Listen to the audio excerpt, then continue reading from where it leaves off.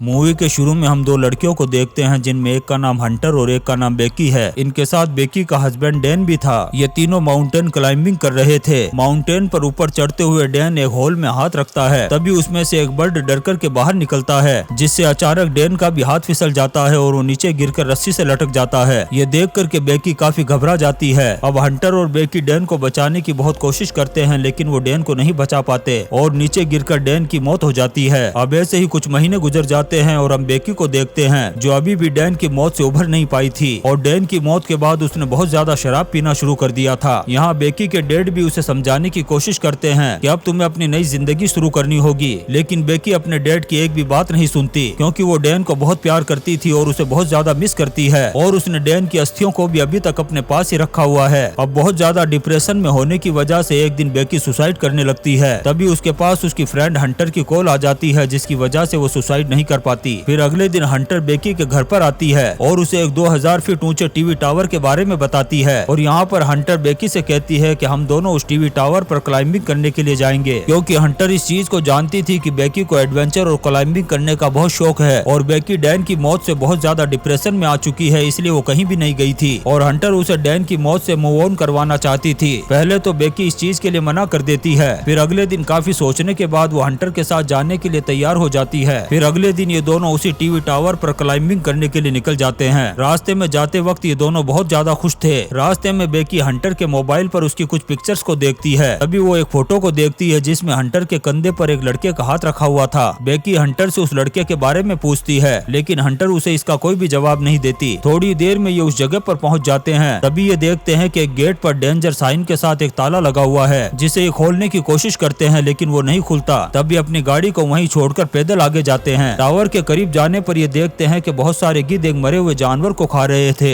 ये दोनों उसके करीब जाकर उन गिद्ध को भगा देती है। फिर हंटर उस मरे हुए जानवर का वीडियो बनाकर अपने इंस्टाग्राम अकाउंट पर पोस्ट कर देती है। अब ये दोनों उस टीवी टावर के बहुत करीब पहुंच जाते हैं, जिसकी ऊंचाई देखकर बेकी को काफी डर लगने लगता है। तब बेकी हंटर से कहती है कि वो इस टीवी टावर पर नहीं चढ़ पाएगी। हंटर उसे हिम्मत दिलाते हुए कहती है कि वो ये सब कुछ कर सकती है। फिर हंटर ऊपर चढ़ना शुरू करती है और बेकी भी उसके पीछे पीछे चढ़ने लग जाती है। ऊपर चढ़ते हुए बेकी को बहुत ज्यादा डर लग रहा था क्योंकि वो इस टीवी टावर पर लगे हुए जंग को नोटिस कर रही थी, लेकिन फिर भी वो हंटर के पीछे ऊपर चढ़ती रहती है। काफी ऊपर चढ़ने के बाद हंटर बेकी से कहती है कि हम 1000 फीट की ऊंचाई पर चढ़ चुके हैं, जो एफिल टावर की ऊंचाई के बराबर है। अब ये थोड़ी देर आराम करने के बाद फिर से और ऊपर चढ़ना शुरू करती है। ऊपर हवा भी बहुत ज्यादा तेज चल रही थी, जिसकी वजह से सीढ़ियां भी हिल रही थी। बेकी काफी डरती हुई आखिर हंटर के पीछे उस टीवी टावर के ऊपर पहुंच जाती है, लेकिन इस टावर की सीढ़ियों के काफी नट बोल्ट खुलकर नीचे गिर जाते हैं, जिससे ये दोनों बिल्कुल भी अनजान थी। ऊपर पहुंचने के बाद हंटर अपना वीडियो बनाना शुरू कर देती है और अपने ड्रोन को भी हवा में उड़ाकर के वीडियो शूट करती है, लेकिन हंटर यहीं नहीं रुकती। वो टावर से लटक कर बेकी को अपना फोटो क्लिक करने के लिए कहती है। फिर वो बेकी को भी ऐसे ही लटक कर फोटो खिंचवाने के लिए कहती है। बेकी भी हंटर के कहने पर ऐसा ही करती है। यहाँ बेकी हंटर के साथ बहुत ज्यादा खुश नजर आ रही थी और वो अपने साथ डैन की अस्थियों को भी लेकर के आई थी।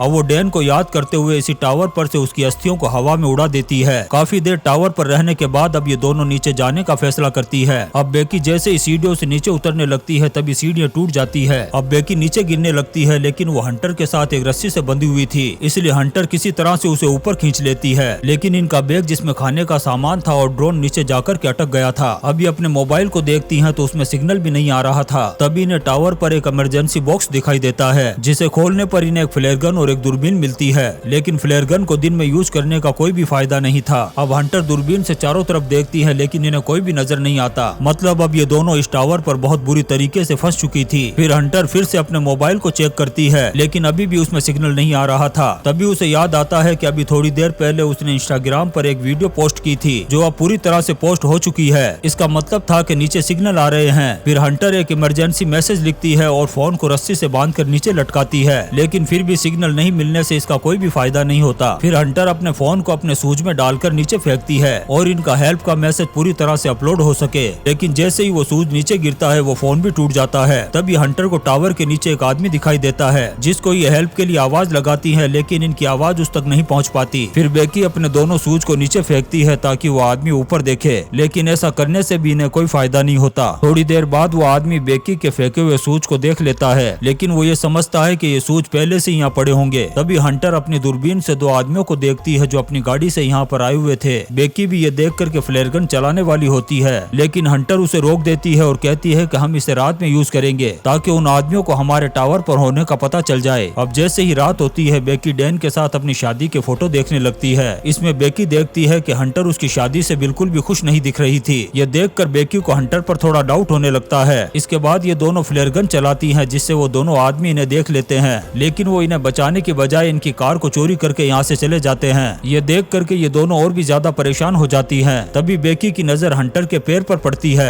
जिस पर वो 143 का टैटू देख लेती है। ये देख करके उसका शक यकीन में बदलना शुरू हो जाता है, क्योंकि बेकी का हस्बैंड डैन उसे इसी कोडवर्ड में आई लव यू कहता था। बेकी अब इस बारे में हंटर से पूछती है। तब हंटर कहती है कि वो डैन को बहुत ज्यादा पसंद करती थी और वो भी इसे लाइक करता था। ये सुनकर के बेकी बहुत ज्यादा अपसेट हो जाती है और सोचती है कि ये दोनों उसके साथ धोखा कर रहे थे। अब हंटर इन सब चीजों के लिए बेकी से माफी भी मांगती है। अब जैसे ही सुबह होती है, हंटर खाने के बैग को एक रस्सी से लटक कर लेने के लिए जाती है, लेकिन उसका हाथ बैग तक नहीं पहुंचता। तब वो कूद कर उस बैग के पास पहुंच जाती है। फिर वो सेल्फ स्टिक निकालकर बैग को रस्सी पर लगाती है और छलांग लगाकर उस बैग को पकड़ लेती है। अब हंटर धीरे धीरे उस रस्सी से ऊपर चढ़ने लगती है और बेकी भी उस रस्सी को ऊपर की तरफ खींचना शुरू कर देती है। अब हंटर जैसे ही ऊपर पहुंचने वाली थी, तभी उसका हाथ फिसल जाता है। ये देखकर बेकी काफी घबरा जाती है, लेकिन हंटर नीचे गिरकर रस्सी से लटकी हुई थी। ये देख कर के बेकी उसे ऊपर खींचना शुरू करती है और हंटर भी किसी तरह से ऊपर आ जाती है और उसकी जान बच जाती है। इसके बाद बेकी बोतल से पानी निकाल कर के पीती है और एक हेल्प का मैसेज लिखती है। फिर उस मैसेज को ड्रोन पर लगाकर शहर की तरफ भेजने की कोशिश करती है। तभी वो देखती है कि ड्रोन की बैटरी खत्म होने वाली है, इसलिए वो ड्रोन को वापस पकड़कर अपने पास रख लेती है। अब जैसे ही रात होती है, बेकी की आंख लग जाती है और वो सपना देखती है कि हंटर नीचे गिरकर के मर गई है और उसकी लाश को गिद्ध खा रहे हैं। ये सपना देखकर बेकी काफी घबरा जाती है। तभी उसकी नजर टावर पर लगी हुई लाइट पर पड़ती है, जिसे देखकर बेकी सोचती है कि उस लाइट के पास जाकर ड्रोन की बैटरी को चार्ज किया जा सकता है। अब जब सुबह होती है तो बेकी उस लाइट के पास पहुंचकर ड्रोन की बैटरी को चार्ज करना शुरू कर देती है और जब तक बैटरी चार्ज नहीं होती तब तक बेकी वहीं पर लटकी रहती है। तभी एक गिद्ध बेकी पर हमला कर देता है, जिससे उसके हाथ से बैग छूट जाता है। यहाँ हम इस चीज को देखते हैं कि हंटर उस बैग को आसानी से पकड़ सकती थी, लेकिन उसने जानबूझकर ऐसा नहीं किया। फिर बेकी वापस नीचे आकर उस ड्रोन को शहर की तरफ भेजने की कोशिश करती है। तभी वो ड्रोन एक गाड़ी से टकरा करके टूट जाता है। अब वो गाड़ी वाला आदमी उस ड्रोन में हेल्प मैसेज को भी नहीं देखता और वहाँ से चला जाता है। इससे बेकी काफी दुखी हो जाती है और रोने लग जाती है। फिर बेकी हंटर से उसका शूज मांगती है ताकि वो अपना फोन उसमें डाल करके नीचे फेंक सके, लेकिन हंटर उसे अपना शूज देने से मना कर देती है। तभी बेकी को लगता है कि उसके पास जो लड़की बैठी है वो हंटर नहीं बल्कि उसका वहम है। उसे लगता है कि हंटर तो उस वक्त नीचे गिर करके मर चुकी है और उसे उस डिस्क पर उसकी लाश दिखाई देती है, क्योंकि उस वक्त बेकी को होश नहीं था और उसे लग रहा था कि हंटर जिंदा है और उसी के साथ है। लेकिन अब उसे जब होश आया है तो वो समझ चुकी है कि हंटर नीचे गिर करके मर चुकी है और वो इस टावर पर बिल्कुल अकेली है। ये सोच कर के वो रोना शुरू कर देती है। अब बेकी को भी लगने लगा था कि वो बहुत जल्दी मरने वाली है, क्योंकि वो अपने जिंदा रहने की उम्मीदों को छोड़ चुकी थी। इसलिए वो अपने डैड के लिए एक मैसेज रिकॉर्ड करती है। उधर उसके डैड भी बेकी को लेकर काफी परेशान थे और उसे ढूंढ रहे थे। अब सुबह हो जाती है और बेकी उस टावर पर जिंदा लाश बनी हुई बैठी होती है और उसके पैर से भी खून बह रहा होता है। ये देख करके एक गिद्ध उसकी तरफ आ जाता है और वो जैसे ही बेकी के मांस को खाने की कोशिश करता है, तभी बेकी उसे पकड़ करके मार देती है और उसका गोश्त निकाल करके कच्चा ही उसे खाना शुरू कर देती है, जिससे बेकी का पेट भर जाता है और उसमें थोड़ी एनर्जी आ जाती है। फिर बेकी एक रस्सी से लटक कर नीचे डिस्क पर पड़ी हुई हंटर की लाश के पास पहुंचती है। यहाँ वो अपने मोबाइल में अपने डैड के लिए एक हेल्प का मैसेज लिखती है और उस मोबाइल को हंटर के दूसरे शूज में डालकर हंटर की बॉडी में रख देती है। फिर वो हंटर को सॉरी कहते हुए उसकी लाश को नीचे फेंक देती है।